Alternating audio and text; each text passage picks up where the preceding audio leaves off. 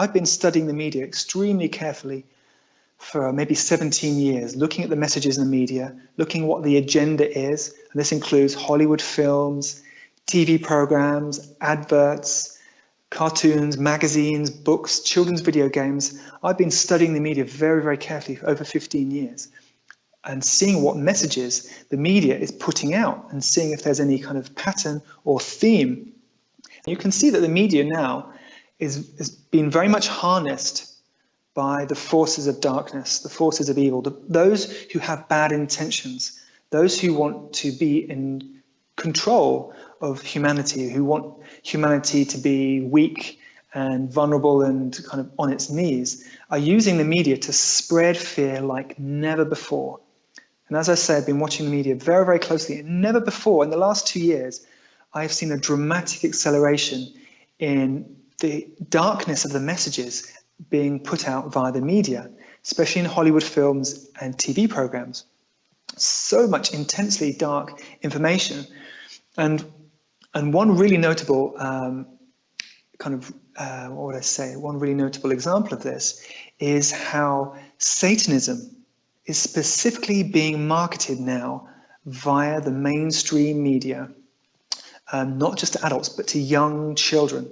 I did a YouTube video in January called The Sinister Messages Reaching All Children.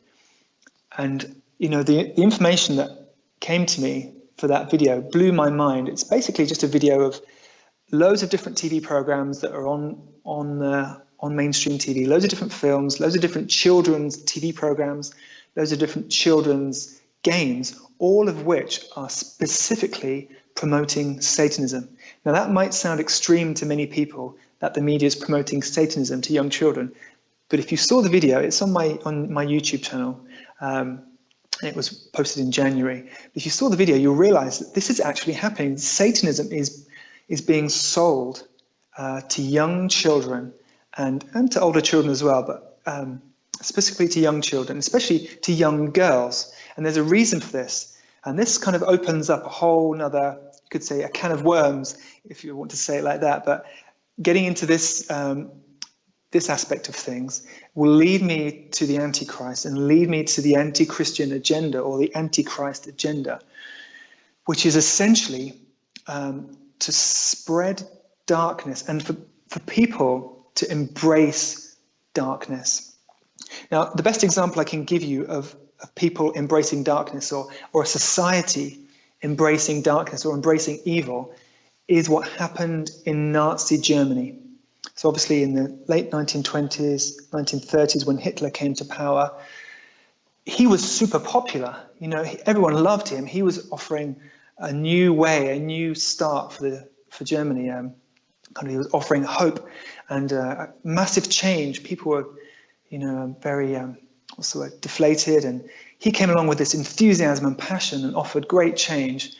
And he was incredibly popular. We have to remember that Hitler was incredibly popular with the German people because he spoke all the right things. He said all the right things. He appeared to be a guy who cared, a guy who was passionate, a man of the people, you know.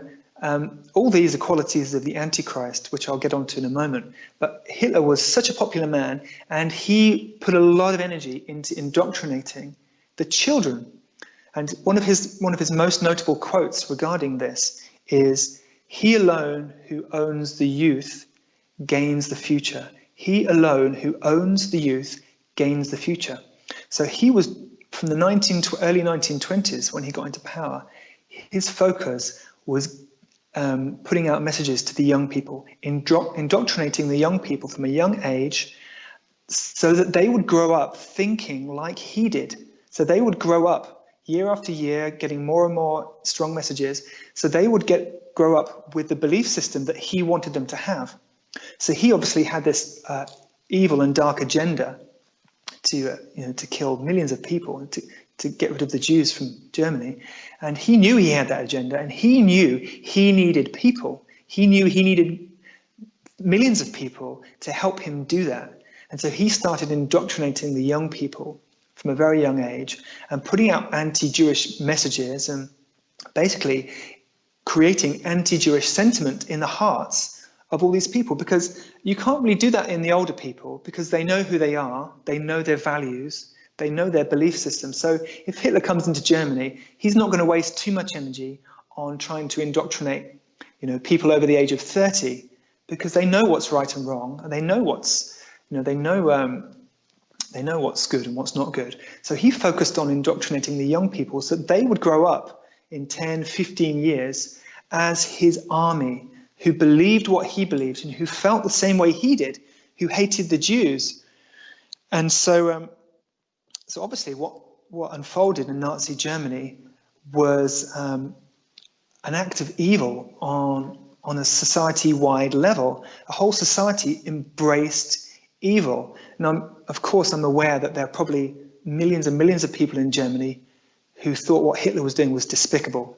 I'm sure there were, and I'm sure there are many people who weren't on board, but they kind of were forced to go along with what was happening because there wasn't any choice in Nazi Germany. It was a dictatorship, so it was either you get on board or you die, or you don't get treated, you get put into prison or a prisoner of war camp. So basically, he had the whole society practicing evil. In what was going on in Nazi Germany was evil on a grand scale, and there were people doing it. Now, you wouldn't say these people were evil because they were just following orders. They'd been indoctrinated from a young age just to believe what their leader, Hitler, was telling them. So they just believed him. They believed every word. They thought like he did. They believed everything he told them. They saw the world in the same way he did, and yet they saw the Jews in the same way he did. So they think they were doing evil. You see, they believed, most of them probably believed, that this was the right thing to do. However, of course, with hindsight, we can see that it was horrendously evil what happened in Nazi Germany. And so the whole society, the whole mentality and psyche of Nazi Germany was harnessed to propagate evil deeds. Now, the reason this is very, very important is because, and this is the most important thing I want to discuss with you and share with the listeners, exactly the same thing is happening right now in society with regards to the Antichrist. And like I said, I've been studying the media very, very carefully, and the media is now being harnessed to put out a wealth, an abundance of dark satanic messages to young people. So young people are being targeted, and they're being kind of educated with satanic information. There's a program on Netflix called The Chilling Adventures of Sabrina, which is meant to be aimed over 13-year-olds, but of course it's watched by much younger children. And it's one of the most disturbing, violent, dark, and brutal programs you could imagine watching. I mean, fortunately, I haven't watched too much of it because I'm quite sensitive to these things. I don't want to put those kind of images in my mind. But I've trawled through like hundreds of reviews of people who've watched it, and even adults are saying this is disgusting, this is really, really brutal, and it's just selling Satanism to young children. So you've got this program called The Chilling Adventures of Sabrina, which is about a group of witches who and their daughter is called Sabrina, and she's basically on her 16th birthday, she has got to give her soul to the devil. She's got to sign her soul over to the devil. Now, this program is all about Satanism. When something good happens, the witches all say, praise Satan, and this program paints Satanism in a really positive light, and it actually paints Christianity in a really negative light, like, it paints it as the enemy of freedom. So this program, The Chilling Adventures of Sabrina, is from Netflix. It's quite a big, it's in its third or fourth series now. It's quite big. It's very, very popular. It's aimed at teenage girls, and it's basically promoting Satanism as a way of being empowered. It's promoting Satanism as female empowerment. Now, this is also happening with the Satanic Temple, who are going to release a film called Hail Satan, or they might have released it already, but it's either being released this year or it's just being released. A film called Hail Satan, which again paints Satanism in a really positive light. Now, I've been researching Satanism for since I first learned that it was going on, in mainstream society. I've been researching it for about 15 years, and I know how brutal and evil and dark and just horrific satanic practices are, and how dark and anti-human satanic beliefs are. So when you've got programs in the media and you've got organizations like the Satanic Temple selling Satanism to young people as a really cool thing, as really liberating and empowering, this is the work of darkness. This is the work of evil, to promote Satanism to young people as a positive thing, when it's actually the opposite.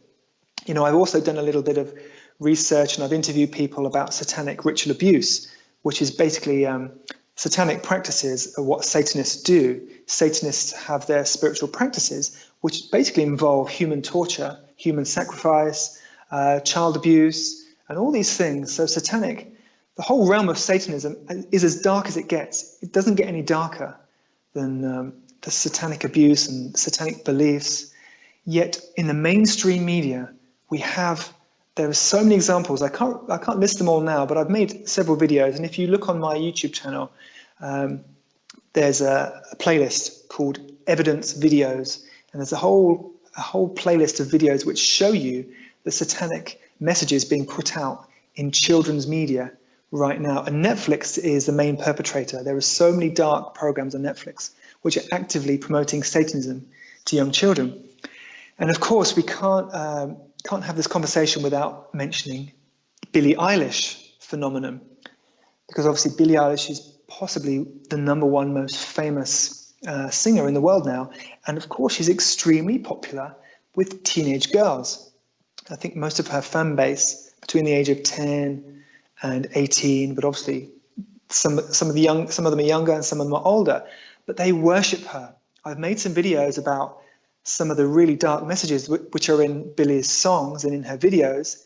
And if you've seen any of them, you'll know that they are really, really dark, and they are openly promoting satanic demonic possession.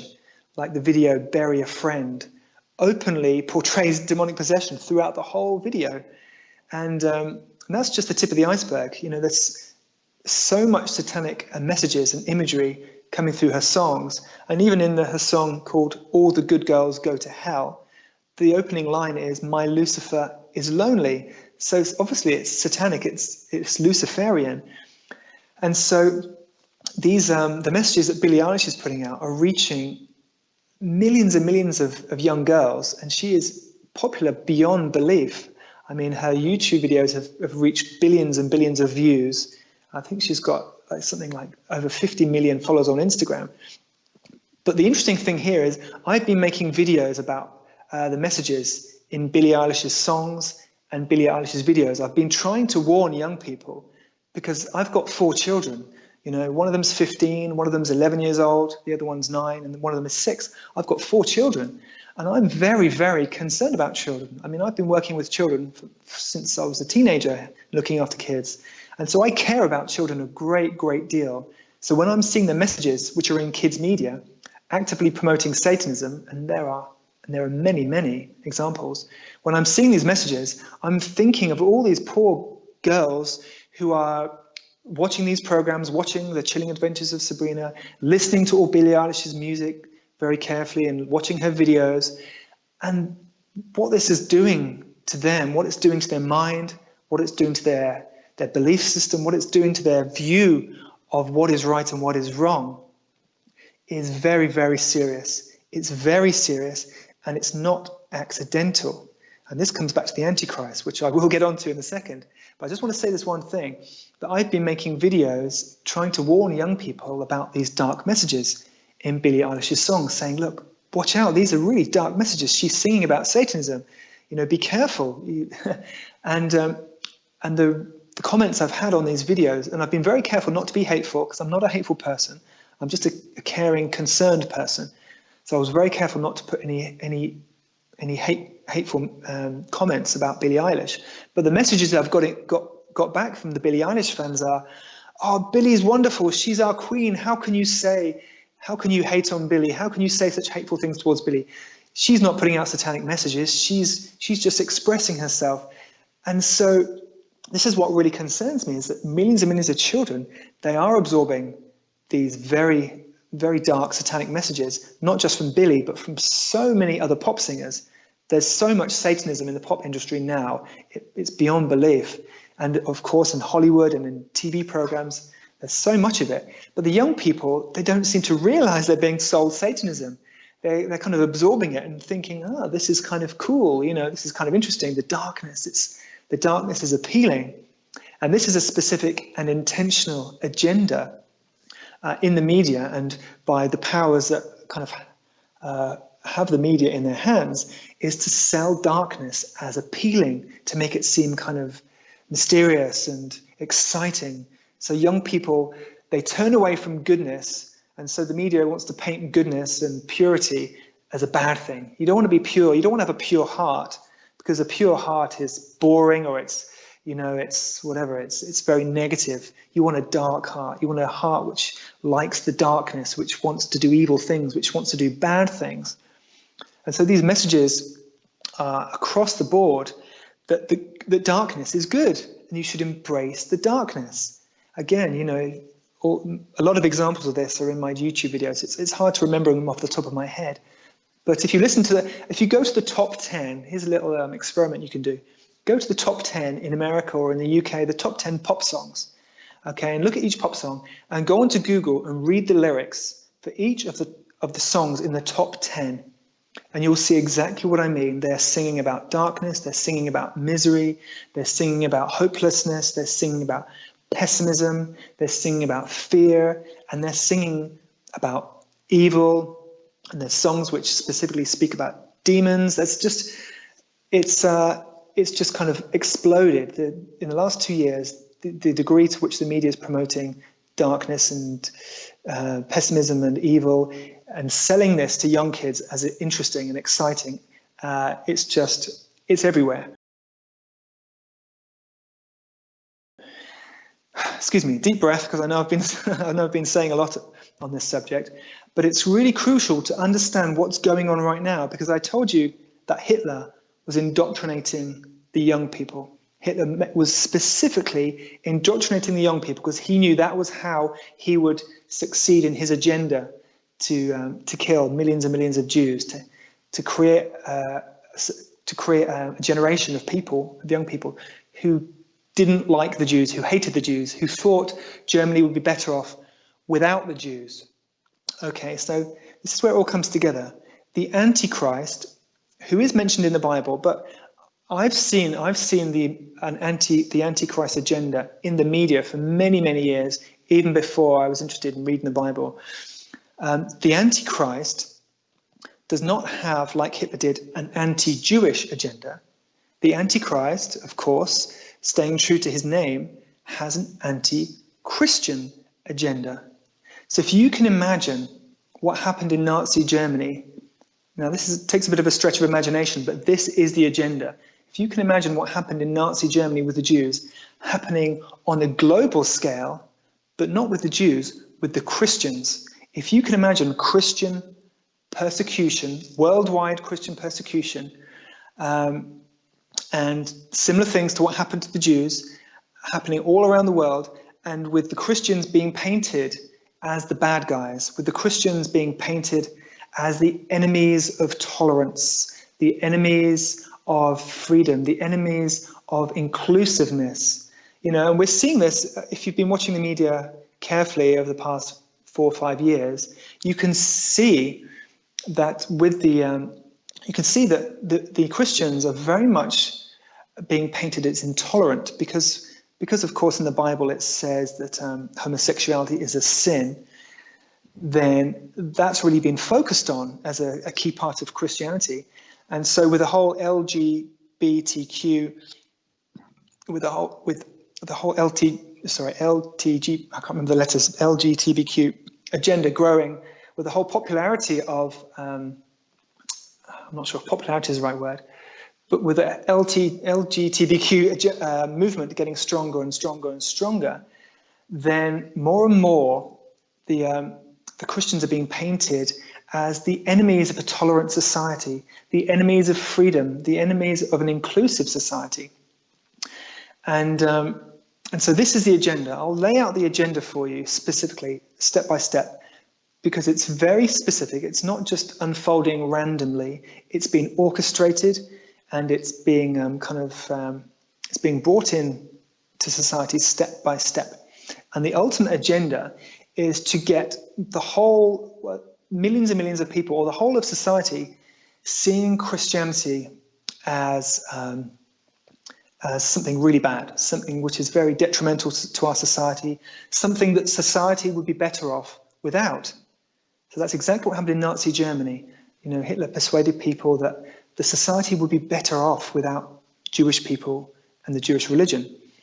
And so this is why Satanism is being sold to the young people. And you have to trust me. I mean, if you watch the videos on my YouTube channel, it'll become undeniably obvious. But if you haven't seen them, you'll have to trust me that the degree of satanic information and the promotion of Satanism in the media is off the scale. I mean, it's off the scale.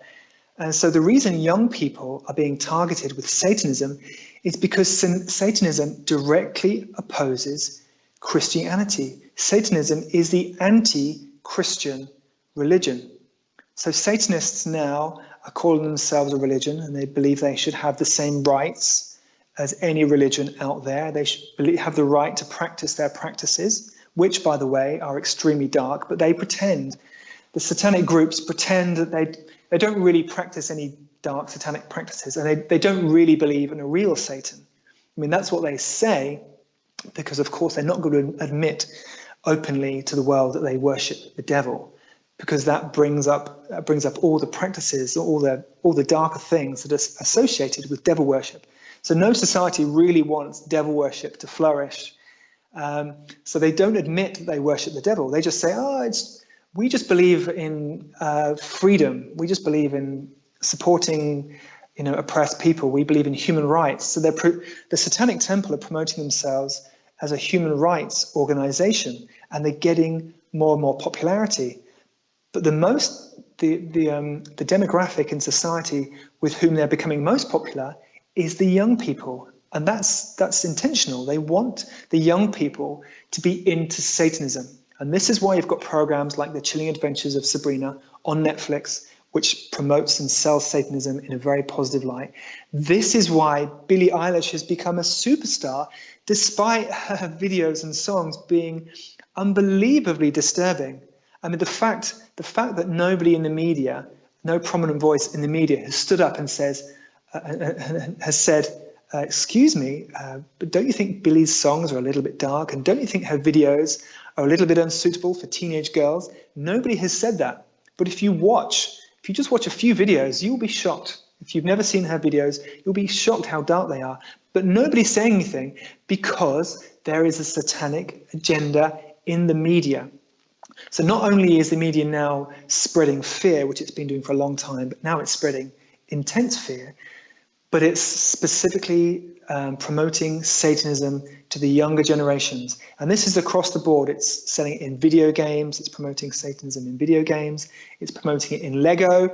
You would not believe that Lego now has a Lego, what's it called now? It's got a Lego theme. It's called the Dark Side, or it's called Hidden Side. And it's all satanic.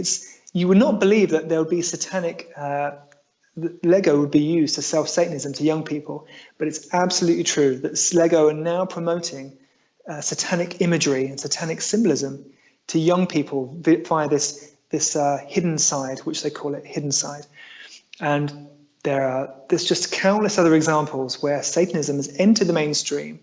And Fortnite, the game Fortnite, which is obviously popular with children all over the globe and has been promoted like no other video game in history, there is so much subtle satanic symbolism in that game, which young children are getting it, and they're just getting acclimatized.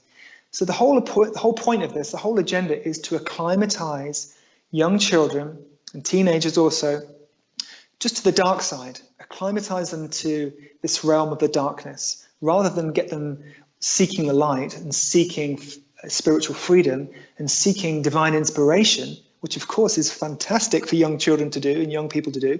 Rather than promote that, the that doesn't even get a look in. You know, the media is being harnessed to promote interest in the darkness, interest in the occult, interest in Satanism. And it's because of the Antichrist agenda. The Antichrist is building his army. The Antichrist is building his army of young people, just like Hitler did, who will follow him and who will listen to him and who will think, yeah, I like your message. I believe in your message. Because his message is going to become quite dark. So I'll explain the psychology of the Antichrist himself and how he's going to operate.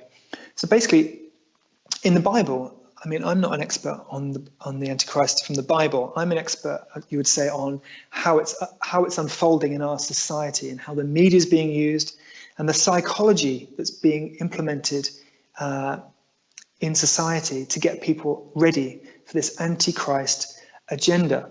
You could call it the New World Order, by the way. Some people call it the New World Order. It's like global communism, you know, Brave New World or 1984. All this kind of dark vision of society, that's the Antichrist agenda. That's the agenda, that's the world that the Antichrist or the satanic agenda wants us to live in. And it wants us to live in there, and it's doing everything it can to shepherd society in that direction. And the Antichrist, as an individual, as a human being, is key to leading everyone into this agenda and getting everyone behind him. Because then when everyone supports him, when everyone's behind him, just like when everyone got behind Hitler, you have to understand, everyone thought, yes, this man is going to bring change to our nation. This man is the way forward. This man is going to lead us into a new era. Okay, so everyone was behind him and everyone followed his orders. And then suddenly everyone realized, oh my goodness, he's killing millions of Jews. And then it was too late. And then they were in the system. It was firmly established in the German society. There was no escape. This man was in control and there was no escape. And so it's just the same with the Antichrist. Hitler's like a blueprint for the Antichrist, that he is going to get everyone behind him. Everyone's going to say, this man is great. I love this guy. He's so kind. He's so caring. He's so charismatic. He's going to lead us forward into this new era of peace, a new era of compassion, a new era of tolerance and equality. These are all the buzzwords he'll use: tolerance, inclusivity, equality. And this man is going to inspire everybody. And he is already inspiring everybody. And I'll tell you in just a moment the exact identity of this man, because this man is one of the most popular actors on the planet, one of the most popular human beings on this planet. This man is currently doing what Hitler was doing in the 1930s. He is selling himself as a man of the people, a man who cares, a man who stands for equality, a man who stands for compassion, a man who cares about everybody, a man who will lead society into a new era of peace. Now, these are the messages he's putting out, and this is his kind of promise. This is what he's going to be promising people and what he is promising people. And of course, it sounds good to everyone, because everybody wants to believe that someone will save our society.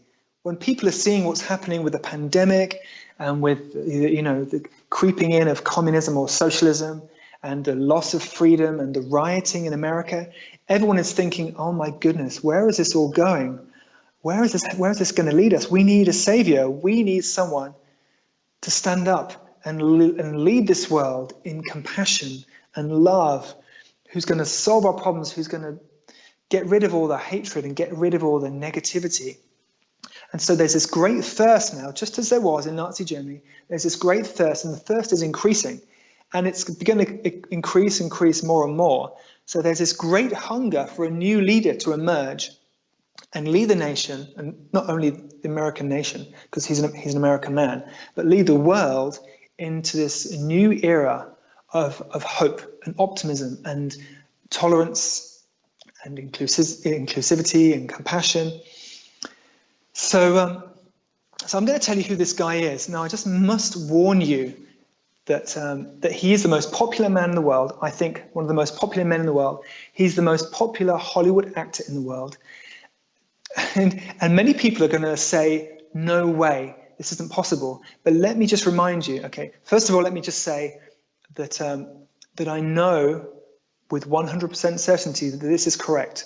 I would never, ever say something like this about a human being unless I was 100% certain. And I've been studying this and watching the media for over 15 years, looking out for the deceiver, looking out for these people who are going to try and manipulate the masses.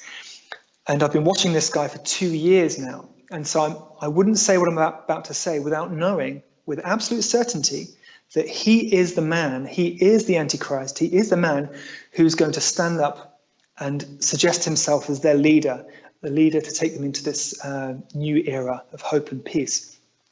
So firstly, I'm not speculating, I'm not guessing, it's not just my opinion. I promise you, this is the man, and I will say that unequivocally, this is the man who's going to be the Antichrist. Secondly, it's going to be hard for some people to swallow this because they really, really like him. And just remember that in Nazi Germany, people really, really liked Hitler. He was extremely popular. Everyone wanted him in power. They liked him. He was charismatic. He was inspiring. He was a very, very popular and likable guy. So we have to remember that the Antichrist is going to be extremely popular, so popular that almost the whole world will love him, and they'll see him as a figure of goodness, a figure of positivity, and a figure of hope for a new future.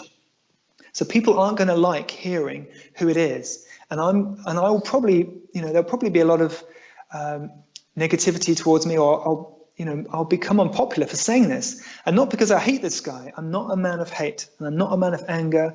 I'm not a man of unkindness. I believe in those things very much, but I am a man of truth. So when I see a deception happening in the world, and it's very clear to me that there's a deception happening that's deceiving people, I'm compelled to speak up. It disturbs me to see people being deceived when I can see the deception myself. So this is why I'm saying this. I'm not saying this because I hate this guy. I'm very concerned about people being deceived by him, because I know where this all leads to. I know exactly where it leads to. I can see down the line, I can see down the road, and I can see the agenda, which is anti-Christian, just like I said. It's like Hitler did with the Jews on a global scale, and with the Christians as the ones who are being persecuted. Now, many people out there listening to this might think, oh, good, I don't like the Christians. I wouldn't mind seeing them persecuted. But no, we shouldn't be thinking like this, because, just think of what happened to the Jews, the cruelty. We don't want cruelty in our world. We don't want no one deserves to be tortured. No one deserves to be killed, no matter what we might think of those people, and how much we might think they're insufferable, or how much we might think they're self-righteous and how they deserve a taste of their own medicine. Nobody deserves to be tortured or punished or killed.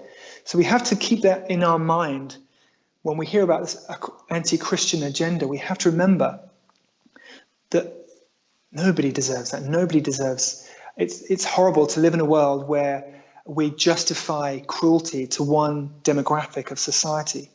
Just ask anyone who grew up in Germany when the Jews are being tortured or being gassed.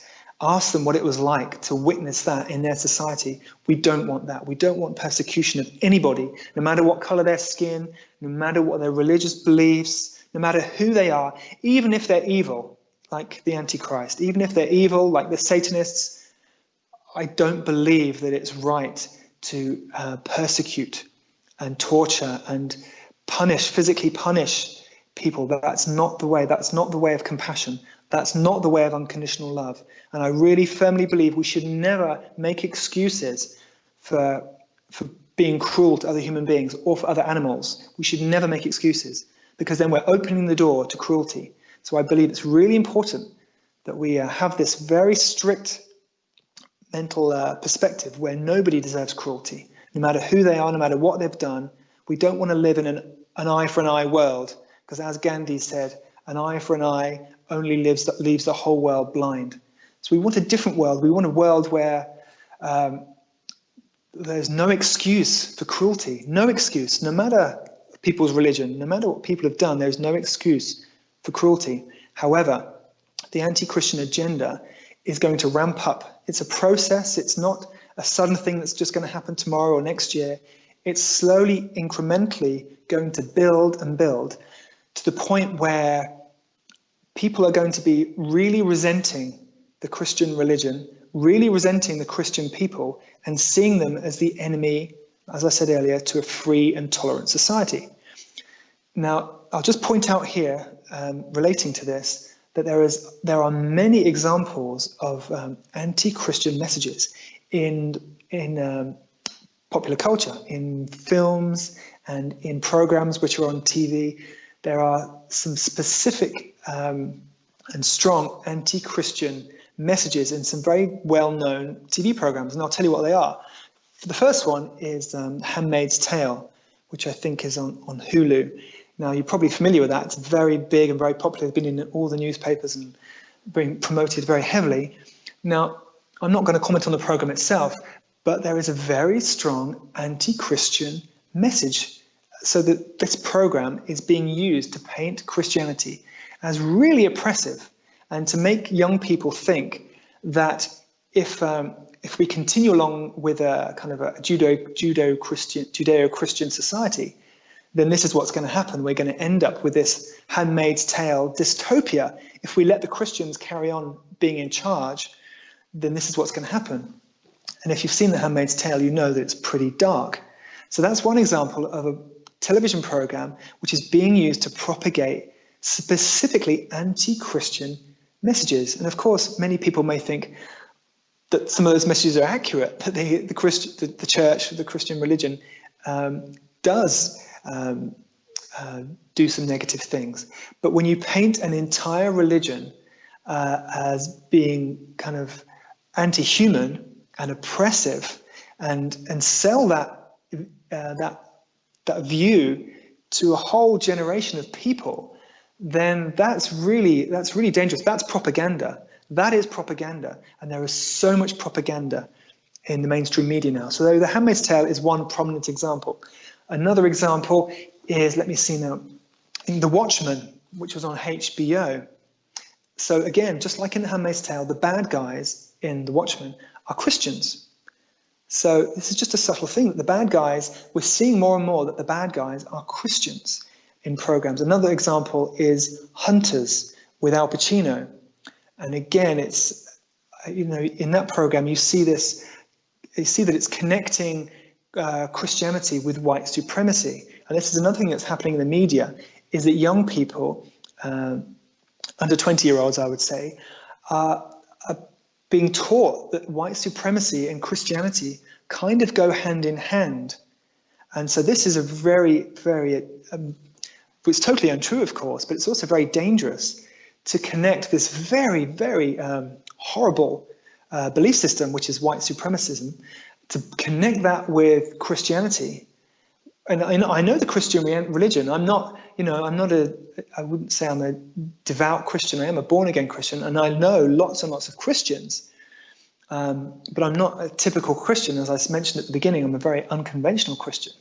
But I know lots of Christian people, and I know that Christianity is not a white supremacist religion in any way. I know that the Christians I know, and they're not all white people either, all the Christians I know are very, very open-hearted and humanitarian to everybody.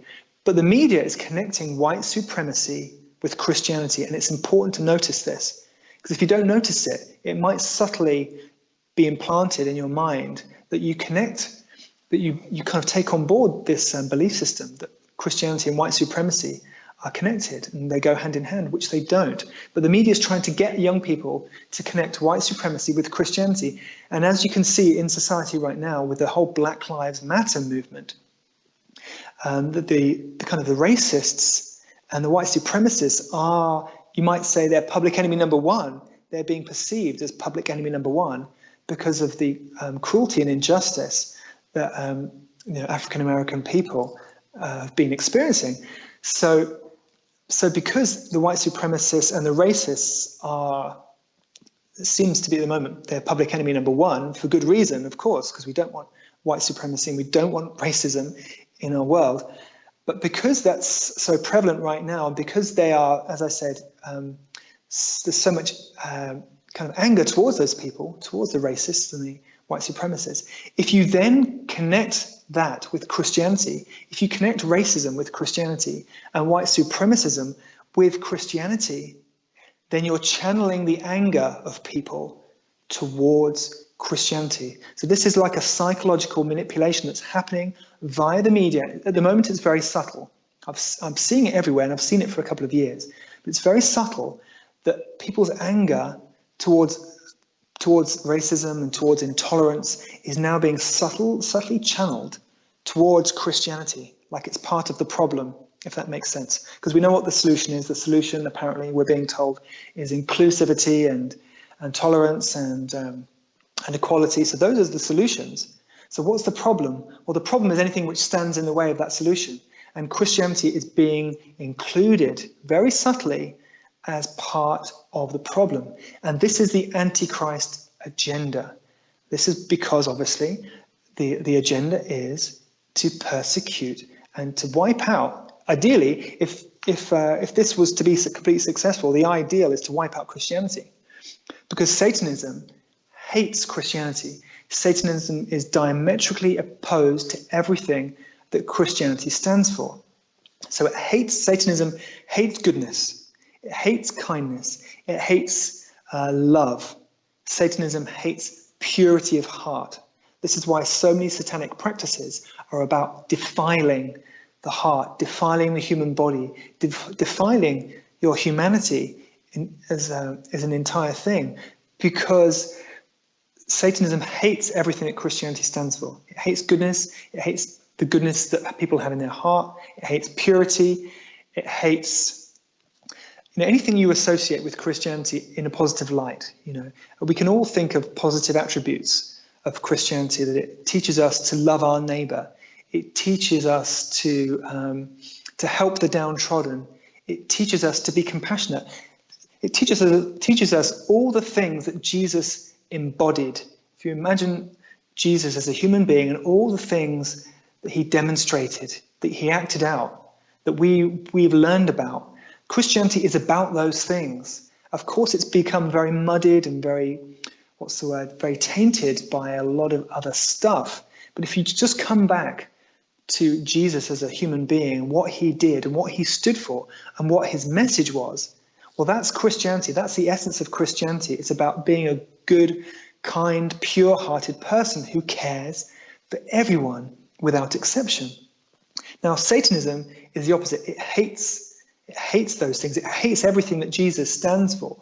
So Satanism wants to defile people. It wants people to get into darkness. It wants them to get into their lust. It wants them to get into all their carnal desires. Satanism wants people to turn their back on purity and embrace impurity. And it wants them to embrace, perversion and, sexual perversion and all these things. That's what Satanism is all about. But of course, that's not openly obvious from all the satanic programs and all the satanic things we're hearing from the Satanic Temple. They're promoting themselves in a very friendly and kind of kind way, as if they have good intentions. Satanists do not have good intentions. I have to say this, okay? I know Satanism. I know what it's about, and I know what they get up to. It is nothing. There's nothing good about it. Not one drop. So if there's any young people listening to this interview, which I hope there will be, please understand that Satanism is about deception. In the Bible, Satan is called the father of lies. So anything to do with Satanism, don't expect to hear the truth. Don't expect Satanists to tell you the truth about anything, because Satanism is about deception, which is essentially what the occult means. The occult means hidden. So the truth is hidden. The true intentions of Satanism is hidden. And there's this false view of Satanism that gets spread out to people for the purposes of propagating Satanism. So the Antichrist agenda is to propagate Satanism, to propagate this thirst for the darkness, so that the young people are ready for him. So I'm going to get to the point now, which is who the Antichrist is. And again, many people will not believe me. Many people think, no, this guy is too good. But I have to warn you. I have to warn you that this guy is a con man. This man, this famous actor, is a deceiver. He's an extremely good actor, and he's been acting for many, many years, trying to get people to see him as a good guy, a guy with a good heart. But please, I'm imploring all the listeners out there, I'm not asking you to believe me, but I'm asking you to consider what I'm about to tell you. And consider that maybe there's a chance that I am right. Because if we were in Nazi Germany right now, in the late 1920s, and we were on a radio show in the 1920s, and I was here saying, guys, watch out for that Hitler. He seems nice, he seems popular, but he's a bad guy and he's got bad intentions. People would look back and say, oh gosh, I wish I'd listened to that man. I wish I'd distanced myself from that guy Hitler, because that guy was right. So I'm asking you now, when I tell you who the identity of the Antichrist, please just consider that I might know exactly what I'm talking about, because I know this subject extremely well, back to front, inside and out, and I know the Antichrist agenda. And this man is the spearhead for the Antichrist agenda, who is seemingly promoting goodness, promoting change, promoting good values, to get everybody on board. He wants everybody behind him, everybody to support him, and that's why he's putting on this deceptive act of being a good guy. Because once everyone's supporting him, and once he's got your support, then basically, there's no turning back. So the Antichrist is Dwayne "The Rock" Johnson, the famous Hollywood actor who has over 180 million Instagram subscribers. He is undoubtedly one of the most popular actors on the planet, and one of the most popular men on the planet. Remember what I've told you about popularity. Popularity means nothing. Popularity means that someone has succeeded in portraying a popular image of themselves, or a likable image of themselves. So if Dwayne "The Rock" Johnson is popular, it's only because he has succeeded in portraying a likable image of himself. It doesn't automatically mean he's a good guy. It doesn't automatically mean he's got a good heart just because he's popular. So I think like I said, I'm not going to try and persuade you to believe me, but what I am going to ask you to do, anyone who's listening to this, is to scrutinize everything he does carefully, and especially go onto his Instagram profile and watch his speeches, because in the last, in the last 3 weeks, he's been giving more and more political speeches. It's not just him speaking from his heart. They have a political message, and he's trying to get people on board his political agenda. And on one of his Instagram speeches on June the 4th, he uses a lot of subliminal language techniques. Okay, and I've studied language, I've studied linguistics, I've studied communication, I've studied psychology. So I recognize these techniques when I hear them and when I see them.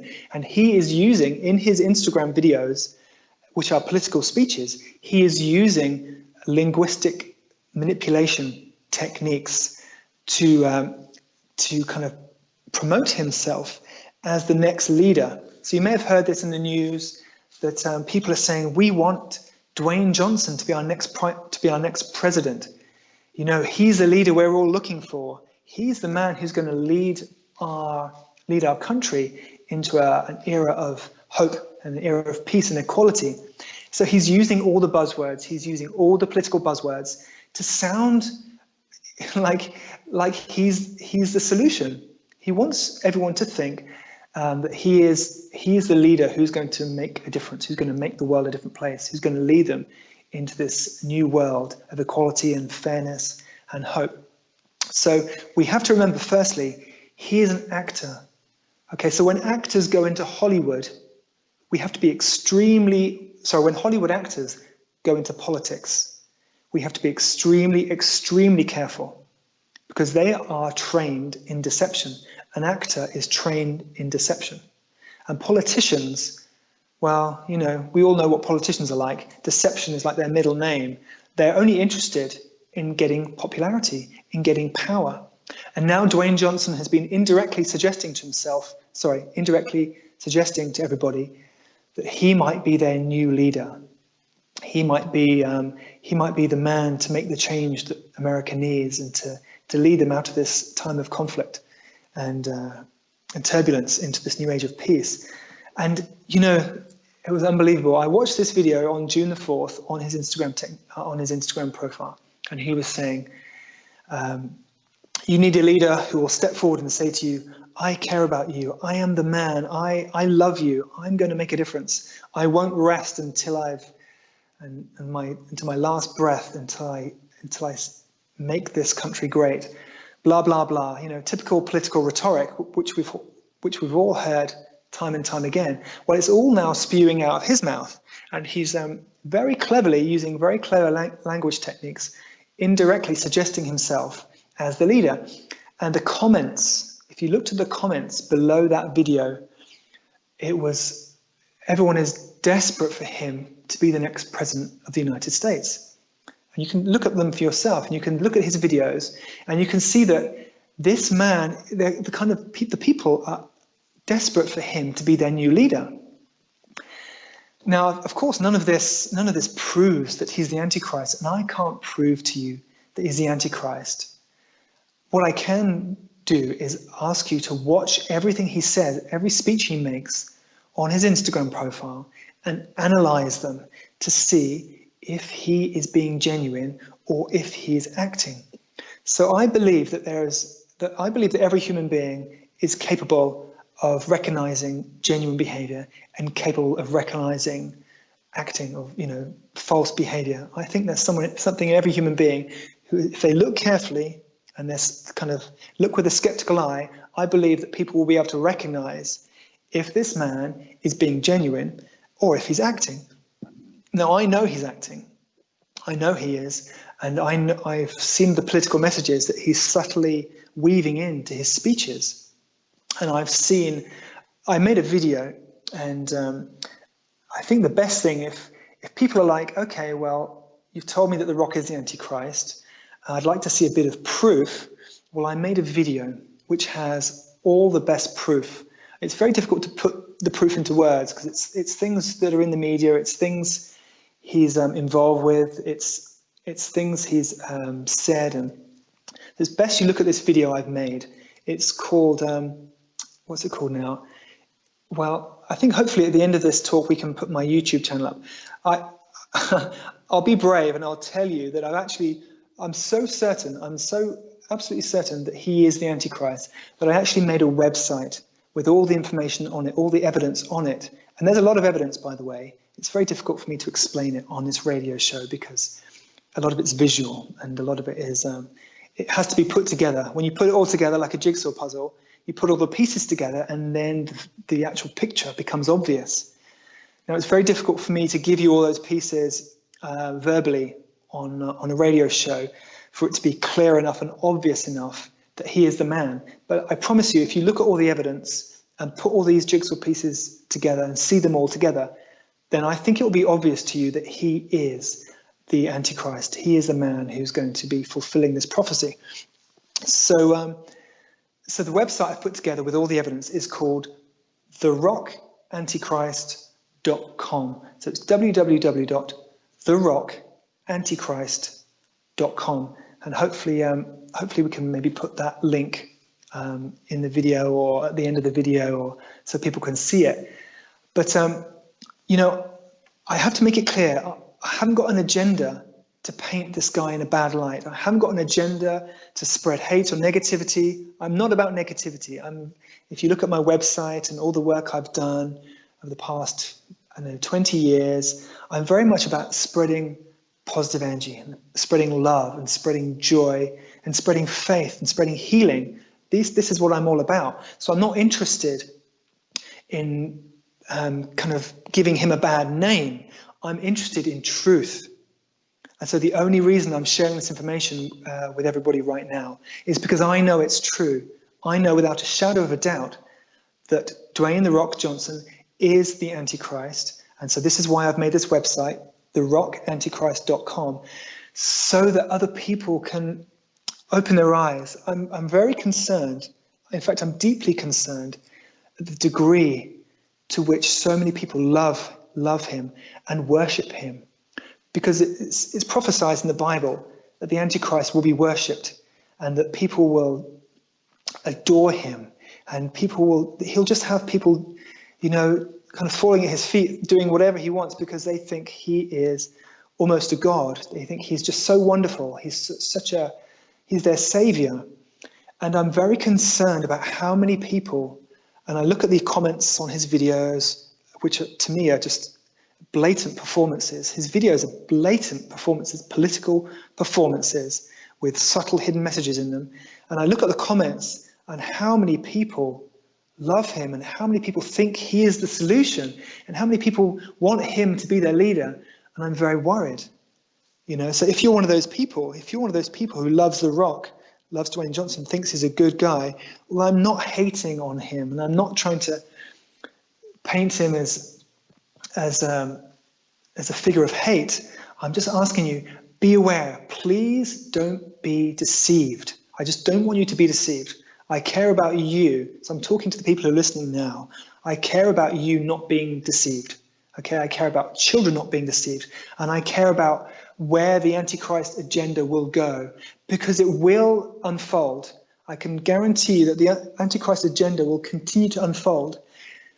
The only thing that will change for me spreading this message is that less people will be on board. The Antichrist agenda will go ahead and there'll be lots and lots of people on board with him as their leader and as their man. There'll be lots of people on board with him. But I want to do whatever I can to ensure that as few people are on board as possible. Because if you're on board the Antichrist agenda, it's only going to a very, very dark place. And if you just remember what happened in Nazi Germany and all the people who are on board Hitler's agenda, thinking that he was the man to change society, he was the leader they needed, he was the man who cared and who was passionate. Well, people are seeing The Rock, Dwayne Johnson, in exactly the same light. They're seeing him and he's promoting himself as the man to make the change, the man to be the leader, the man who cares about equality, the man who cares about the people. So, I can understand that people are believing this message because he's an actor and he hasn't really put out anything. He's been very careful because he's been lined up for this role. He's been very careful. He's got a very clean image. You'd say he's got a very clean-cut image to a degree, of course. He's a pretty tough guy and, he swears a lot sometimes. But he's got a relatively clean image when you think about Hollywood actors, some of the things they get up to. Then he's got a relatively clean image. But I know that he's into Satanism. I know he's a Satanist. And that's a brave thing for me to say. I mean, this is the most popular actor in the world. And this is one of the biggest, toughest guys in the world, And for me to publicly and say that I know he's a Satanist and I know he's the Antichrist, I do not say these things lightly. I'm saying these things because I know they're true, and I'm very, very concerned that people are not deceived, that they open their eyes to this con. It's an act, it's a performance, it's a political performance, a political agenda. The Rock has been preparing everyone for his political agenda for however long he's been in the public eye. And I think he's probably been lined up for this role of the Antichrist for a very, very, very long time. And so, the public have been prepared in many, many subtle ways. You may have noticed, and it's popped up in my YouTube feed recently, but he portrayed Barack Obama on Saturday Night Live, maybe about 7 or 8 years ago. So there was a sketch on Saturday Night Live called The Rock Obama. And there was a series of sketches where he was sitting in the Oval Office. And pretending to be Barack Obama. But he portrayed himself as this leader, this very desirable leader who's not going to mess around, who no one's going to mess with, who's not going to take any nonsense, who's going to be very, dominant and forceful, but very admirable, a very, a noble leader. So in these sketches where he was the Rock Obama, this is an example of how the American public have been prepared in subtle ways, and there are many other ways which are all in this, all on this website that I mentioned to you. There's many other ways which the American people have been prepared for The Rock to be their leader, to be their next president. Now, I don't know if he's going to get in. I don't know if he's going to even run for 2020. That's very ambitious, and he's not saying that he will run for 2020. But imagine if things get so dire in the next few months, if things get really terrible and things with Trump get really, really, really terrible, do not be surprised if he enters the race for 2020. It's more likely that he will be running for 2024. In fact, it's extremely likely, and I'd say almost guaranteed, that he will run for 2024 and he will come into power in 2024 because there is an agenda. There's an agenda in place. It's not just going with the flow and unfolding organically. The agenda, the Antichrist agenda, has been specifically and very, very carefully set up and orchestrated. And so certain things happen at certain times. So the pandemic, the coronavirus pandemic, has been in place. It's been planned for many, many years. Since 2011, when I saw this film called Contagion, with who was in it now? Matt Damon and Kate Winslet and Jude Law. I saw this film called Contagion in 2011. And as soon as I saw that film, I thought, right, that's propaganda. That's the agenda. There's going to be a pandemic. That was in 2011. And so for 9 years, I've been waiting for this pandemic to come along and unfold. And as soon as I saw it, the first time I saw it on the news, this pandemic, I was like, okay, well, what took you so long? It's planned. It's all been planned. The pandemic was planned. Even the rioting. Now, this may be controversial, but even the rioting in America has been planned, and I know it's been planned. And so the rioting makes people look at their nation and think, oh my gosh, this is a mess. Our country is in total disarray. There's chaos. We need someone to unify our country. So just like it happened in Germany, in times of great hardship and trouble and conflict and chaos, people look for a leader who will unify everybody, a leader who will bring people together. And this is The Rock's main message, that he is going to bring people together, and that we're going to do it together, and that we're going to have equality together, and that we're going to do everything together. He uses that word a lot, together. But his agenda may sound nice to start with. His agenda may seem like it's very humanitarian and very, very compassionate, and that he cares about equality and he cares about these things. But we have to remember that politicians will use the words they need to use to get into power. They will look like the kind of person they need to look like to get into power. And this is exactly the case with The Rock, with Dwayne Johnson. He is saying what he needs to say. He's being the person he needs to be popular, to be worshipped, to be adored, to be loved by the American people and people all over the world, to be Mr. Popular. He is saying he's an actor who is putting on a performance, doing everything and saying everything he needs to do to be one of the most popular people in the world, so that he will have the support of millions and millions and millions of people. That's all that this is about. This is about political power. This is about him getting the support of the world, of billions of people, so that they are on board with his agenda. And at first, his agenda will seem positive. At first, it'll seem like, wow, this guy really is doing good things. Things are being sorted out. The world seems like, society seems like it's improving. He's making changes. It seems really good. But there will come a point, and this is prophesied in the Bible, say 3.5 years into the Antichrist reign, there comes a point where people realize that he has a really dark agenda. And his agenda, as I've mentioned several times, is the anti-Christ, the anti-Christian agenda.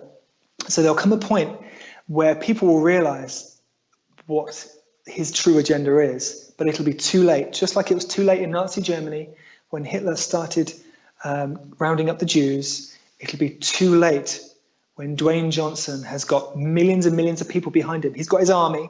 He'll have his youth army, all the young people who are being prepared for him, who are being kind of prepared to do dark things and to behave in kind of less than humanitarian ways. The young people are being prepared for this, prepared to do cruel things, prepared to be violent. They're being prepared by the media. And so he will have his army of people who will do what he says. And what he says is going to be it's going to become increasingly less humane, and it's going to be increasingly anti-Christian. So as I mentioned earlier, there are several examples, and I only mentioned two of them, of anti-Christian messages in the media. Another one is the Hunger Games. Let me see, another one is His Dark Materials, which is on HBO. I think it's called Northern Lights or His Dark Materials. And in that program, the magisterium, who are the oppressive government, again, they are representing the Christian establishment. And so the Christian establishment are being more and more painted as the enemy so that people will want the Antichrist system to succeed. They're going to be seeing the Christian establishment, the Judeo-Christian right-wing capitalist system, they're going to be seeing that as evil, as leading the world into a dystopia, leading us into an apocalypse. And that's what the media's been doing, is painting this kind of worldview where the right-wing capitalist Christian establishment is leading us to the apocalypse. It's leading into this dystopia. And kids are really getting this message strongly in their programs and films and books. And so they want this other agenda. They want this other political agenda. And, this is what the Rock is going to be offering, and it's what he is already subtly insinuating in his talks. So if you listen carefully, and I'll come back to this point where I don't just want you to believe me. I'm not just saying, believe what I tell you, I'm right. Or even though I know I'm right, I can't persuade you that I'm right. But what I can encourage you to do is go to his Instagram profile and watch him like a hawk. Watch him and see if he's being genuine. And watch him for any signs of weakness, any signs of the act dropping. Because when thousands of people, when perhaps even hundreds of thousands or millions of people start scrutinizing this guy, and it becomes public information that people are scrutinizing him, that he might be the Antichrist, that there's this guy, this English guy on the internet saying that the Rock is the Antichrist, and people start scrutinizing him, then cracks will start appearing and the act will start dropping. And so, for those of you who trust that I know what I'm talking about, who can actually see that I might be right, then the best way to deal with this oppressive and dark agenda, this antichrist agenda, is basically to shine a bright light on it. Do not spread hate, do not spread animosity, but just shine a bright light. Tell people to look at this guy, put this guy under the spotlight and watch him like a hawk and see if you can tell if he's being honest, or is he performing? Is he being a politician? Is he saying all the right things? Is he trying to win people over with his false humility? Because I see so much false humility with this guy. I see so much it's kind of sickly sweet niceness. How he's trying to be so nice and show how caring he is and how humble he is and how compassionate he is. But he's overdoing it.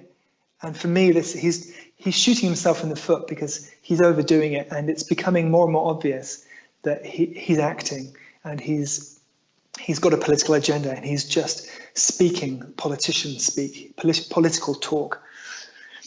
And some of his other videos on Instagram, he talks about let me just say this. One thing to understand about the Antichrist is that imagine if Jesus came back to the earth, and imagine what Jesus would do on the earth. Imagine all the things, all the positive things he would do on the planet. Jesus would be a man of peace. He would be a man who tried to establish as much peace as possible, to spread the message of peace and spread the message of non-violence. So Jesus' message would be a message of peace and reconciliation. Well, the Antichrist message is the opposite message. It's a message of war. So the Antichrist is a man of war. And if you watch Dwayne Johnson's talks, listen to the words he uses in his Instagram videos, he talks about fighting energy. He talks about fighting energy, about a high output of fighting energy, about fighting this and fighting that, fighting for equality. And you'll notice this in politicians who are part of the dark agenda.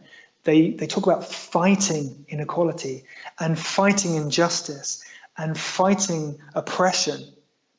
And what are we seeing on the streets all over the world? We're seeing fighting.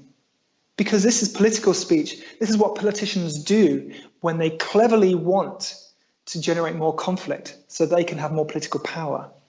When they cleverly want to increase the hostility and conflict in society, but what they want to sound like they're talking about peace, then they say that they're fighting for justice. They're fighting for peace. They're fighting for equality.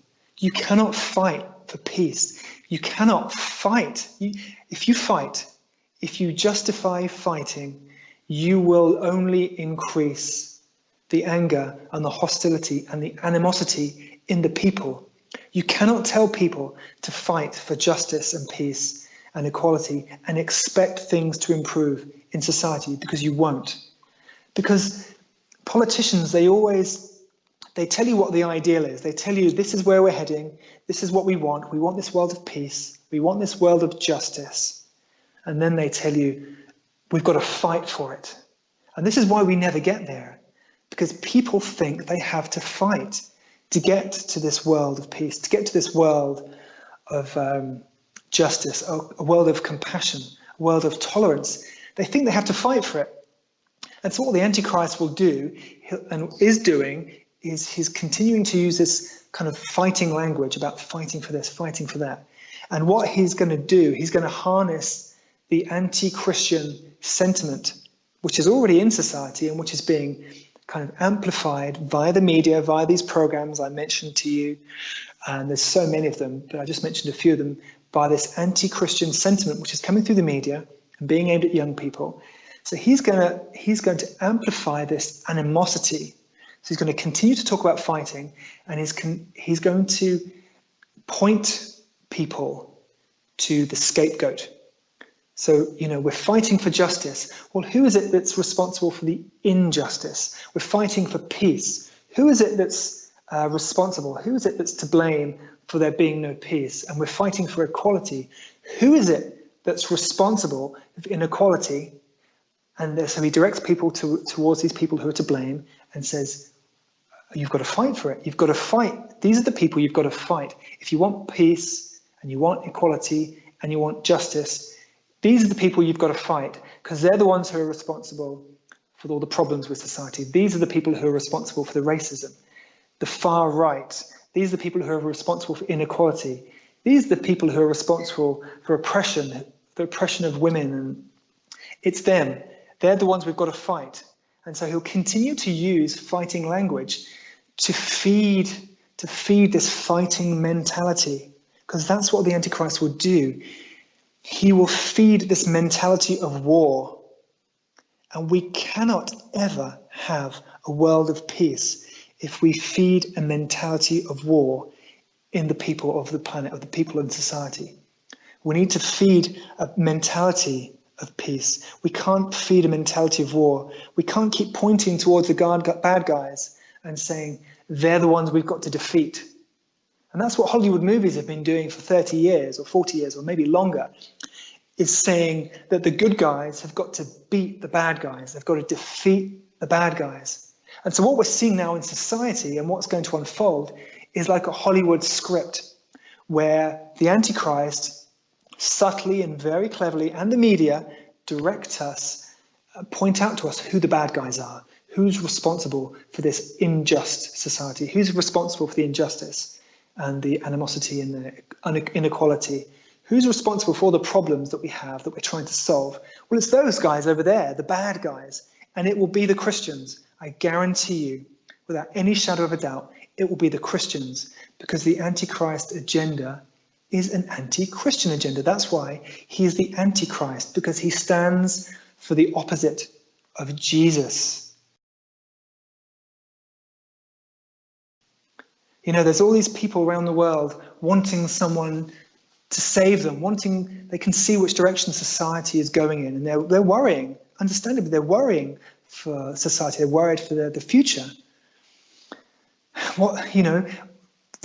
Many people are praying that Jesus will come back and solve all of this. You know, the Christians are praying that Jesus will come back and lift them up and take them up in the rapture and take them away from all this chaos and all the bad things which are destined to unfold. And if you watch society and watch the media and you watch the messages in the media very carefully, they are unfolding.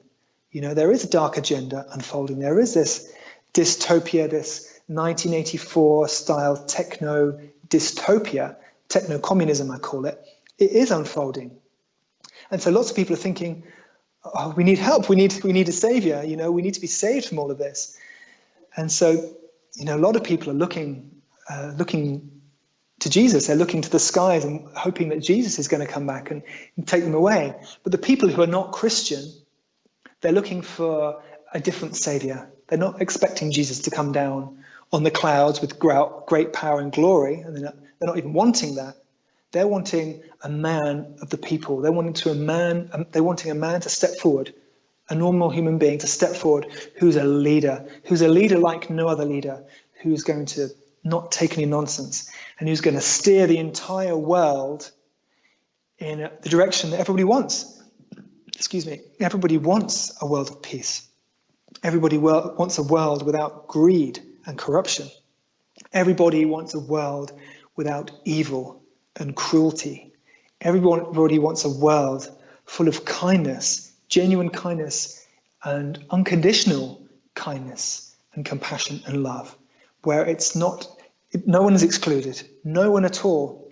And of course, you know, in a world like that, if we were just to snap our fingers and we have a world of unconditional kindness and compassion, then even the evil people, even the evildoers, the people who do wrong or do cruel things, even they will have unconditional compassion extended towards them, because then they will be seen for what they are. The evil people, the ones who have a dark agenda, will be seen for what they are, which is deeply, deeply sick, unwell, disturbed. Anybody who embraces evil and embraces darkness and embraces cruelty or anything of that nature is disturbed and unwell and sick. They're not the enemy. We have to stop this whole enemy mentality where we're looking for the bad guys and we're trying to point our finger at the bad guys in society and say, oh, it's them. They're the bad ones. Let's try and get rid of them, or let's try and stop them. Let's try and teach them a lesson, or let's try and change them. That's the good guy, bad guy mentality. And that's why we haven't progressed, or that's why we're not seeing the world we want, because we're too busy pointing the finger and saying, let's blame them. Let's make them the scapegoat. And it's always changing. In Germany, it was the Jews. They were the scapegoat. And, you know, since Germany, it's been other members of society. It's the white supremacists. It's the racists. And it's going to be the Christians. I guarantee you, because this is what's coming through the media, it's going to be the Christians who are meant to be the bad guys. So we have to snap out of this mentality where we're looking for the bad guys and looking to blame somebody for the problems in society, and take responsibility ourselves for our own heart and make sure there is not any anger and hatred and darkness and any desire for darkness in our own heart. And this is what it comes back to, because the Antichrist will make you look at society and tell you that we have to fix society. The Antichrist will tell you that we have to change the people out there and stop the bad guys from being bad and stop them being so politically incorrect or stop them being so racist or blah, blah, blah. That's the Antichrist agenda. But what we really need to do is we need to see what is in our own heart. How much anger do we carry in our own heart? How much hatred do we carry? How much judgment and animosity do we have in our own heart? So the real work which is going to really change society is the work in our own heart. And you can't have a leader who will do that for you. You can't have a leader who will make a big sweeping change. You can have a leader who will tell you to look inside your own heart and kind of evaluate your own heart and be honest with what's in your own heart, and to see and be honest and be truthful about what's in your own heart, so that you can see, well, actually, there is hatred in my heart. There is anger towards these people or towards those people. There is intolerance in my heart, because that's the work that needs to be done for this planet, for society to change. The work has to be done in our own heart, and our own heart needs to be purified. And that, for some people, that sounds like a bad thing or a terrible thing to say, that we have to purify our heart. But it's the most important and beautiful thing that a human being can do, is to purify their heart so it's not tainted with anger and hostility and hatred and desire, and the desire for other people to suffer. Because that's terrible. The fact that we human beings desire others to suffer, that's kind of part of the lowest part of human nature, I think, that we want other people to have pain. And the people who do bad things, we want them to have pain. That's not good. That's a justification for evil, when we justify wanting others to suffer. And that means there's still work to do in our own heart. So the idea that our heart can be a better place, our heart can be a more loving place, it can be a purer place, because it's through our heart that things come into this world. It's through our own heart that hatred comes into the world.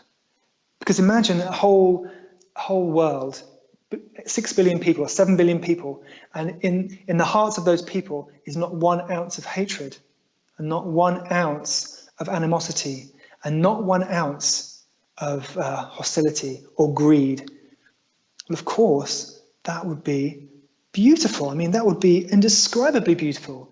That would just be surrounded by friends, surrounded by people who cared about us, who were concerned about us, who wanted to help us, who loved us, who would stand up for us, who'd do anything to help us. That would be paradise. That would be heaven on earth. But the only way we move closer to that is not through political means or through some leader telling us to change society. The only way we move towards that world is by evaluating our own heart, looking at our own heart and seeing, okay, what work have I got to do? Am I still angry? Do I still harbor anger? And this is why Jesus said the most important thing we can do is to forgive. This is why I'd say maybe the prime message of Jesus was forgiveness.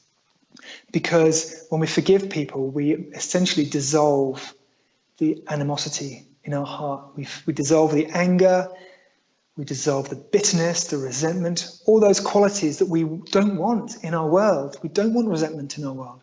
We don't want bitterness and hatred. So we have to kind of get rid of them from our own heart, purify our own heart. That's the only way. And people might say, oh gosh, that sounds so boring, or isn't there a quicker way, or isn't there a shortcut? There isn't. We have to look at our own heart, because through our heart comes what we see in society. What we have in the world is come through the hearts of men and women. It's only there. Whatever we see in society is only there because it's in the hearts of the human beings. If people want a shortcut, and this is a shortcut. I mean, I've been on the spiritual path since I was 18 years old, into meditation, shamanism, a lot of transformational and powerful practices, all of which were beneficial, none of which had a detrimental effect, all of which were beneficial. But after, say, after 15, 16 years, God led me to realize that Jesus is absolutely true, that Jesus is a reality, and that if I just accept Jesus, then that's it. There's no more work to be done. There's no more self-improvement to be done. Jesus will do all the work. So God showed me this at the age of 33. Like I said, I'm 41 now. So after 15, 16 years of being on the spiritual path, of meditating, of trying to improve myself, of trying to kind of be a better person, of trying to let go of all my fear. And I did a lot, a lot of it was very successful. But God showed me that, Jesus can do all of those things. And so, I accepted the guidance that God was giving me. So he led me to Jesus, and it wasn't through any other way. It's just he led me into situations where I had to accept that this is what God wanted for me. I couldn't deny it anymore. I was surrounded by lovely Christian people who are kind of singing the praises of how good it is to have Jesus in your heart. These were not dogmatic, stuffy Christians. They were good-hearted people who loved Jesus and who cared about people. And God wanted me to know what it's like to have Jesus in my heart. And so I just said yes, because I've never had a problem with Jesus. I've never been against Jesus or anything like that. I've always been open to Jesus because, of course, Jesus is the ideal human being. We all have to aspire to that. So I just said yes, of course. I opened my heart to Jesus and I invited him in. And then slowly from that point onwards, from that moment onwards, I realized I don't have to improve myself. I don't have to be a better person. I have to essentially just want to have a pure heart. I have to want goodness. You have to want goodness. You have to want a pure heart. You have to want love. You have to want these things to embody you and to be in your heart. Because if you allow Jesus to come into your heart, and at the same time you want what he has, you want everything that God has to give you through Jesus, then that's it. That's all you need. You need the desire for goodness, the desire for love, the desire for purity, the desire for humility. You need those desires. They're essential. So if you have those desires, and then you have Jesus in your heart, which is like, God's, what's the word, communication system. If you have Jesus in your heart, then all those things flow from God and through Jesus into your heart. And you don't have to do anything. You don't have to do anything except keep bringing your mind away from all the desires of the world, all the fleshly desires of gratification and materialism and power over others and manipulation. We have to bring our mind away from that kind of realm of selfishness. Bring our mind away from that and back to the realm of spiritual fulfillment, which is wanting love, wanting peace, wanting to share peace, wanting to share goodness, wanting to share compassion, wanting to share humility, wanting to understand other people, and wanting to help other people. If those are your desires, your base desires, and you have Jesus in your heart, then that's it. That's it. That's all the work. That's how your heart will be purified. And I know this with absolute certainty because this is my journey. This is the journey I've been on. I've been through this whole journey since the age of 17. And for 8 years, I've had Jesus in my heart. And I've learned how it works, what you need to do. And I've learned it's so simple, like I've just told you, to have those desires, the desires for goodness, to have those noble desires, you could call them. They're noble desires. So in those noble desires, there's no desire to teach people a lesson. There's no desire to punish people. There's no desire to fight anyone. There's no desire to hurt anyone. There's no desire to oppress anybody. You just want healing. You want healing for everybody, including the evil people, including the ones who are doing cruel things, across the world to vulnerable people. You want healing for them. You want them to know the goodness of love and compassion. You want them to know the goodness of God. And if you want that for all the people, then that's when the transformation happens in your heart. It's so beautiful. It's so powerful. And this is what we all need to do.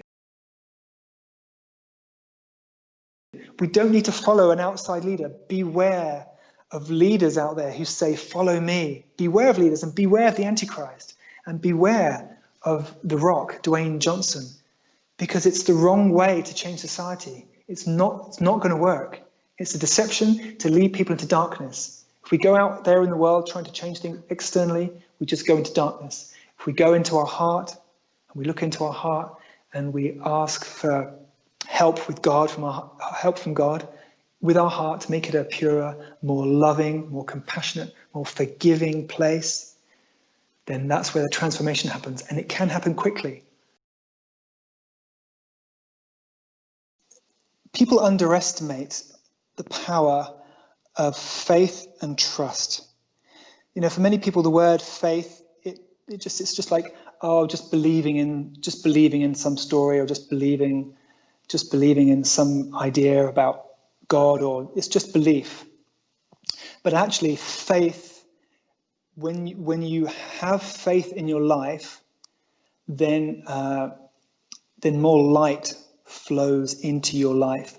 The more faith you have, the less fear you have. So this is the individual journey that everyone needs to go on, which is releasing fear. We have to release fear. Like I said earlier, as a collective, if we've got fear in our hearts, then society is just going to reflect that, the fear that we have in our hearts. So as an individual, the most important thing we can do is have more faith, to trust that we are being looked after, that we are protected, that we are safe. Because like fear is like a huge crack in the foundation of the building. Imagine you're a building and there's fear in you, and there's fear in your heart. That's like a huge fault line in your foundation. And so the most important thing we have to do, the very most important thing we have to do, is address the fear that we have within our hearts and realize that we don't need it. We don't need to be afraid. So this means we have to trust, or the best thing we can do is trust. And you don't have to trust in the God of the Bible, or you don't have to trust in anything with a particular name. You have to trust that you are looked after by a greater force than you, a loving, benevolent force, which is greater than you and which is greater than anything that's happening on the world. It's infinitely greater than anything which is occurring in the world. And you have to trust that force will protect you, will guide you, will bring you what you need, so it'll provide for you. And this ties in with the whole mark of the beast thing. People are worried because it says in the Bible, those who don't take the mark of the beast won't be able to buy or sell. So people are afraid that, oh gosh, well, if I don't take the mark of the beast, I'll go hungry and I'll starve, and I'm going to be without lots of things. And they're seeing this negative vision unfolding. But actually, when you have faith and when you trust in this greater force, which I call God, but you can call the universal call the creator, when you trust in that force, then you're not worried about lack or not being able to buy or sell. You're not worried about anything in the future, because the greatest way of controlling you as a human being is making you afraid. That's the best way that anyone can control you. And that's what the media is doing. That's what the Antichrist agenda is all about. It's about controlling you through making you afraid. Because if you're fearless, then nothing can control you, and you can be courageous, you can speak your truth, and you won't be manipulated.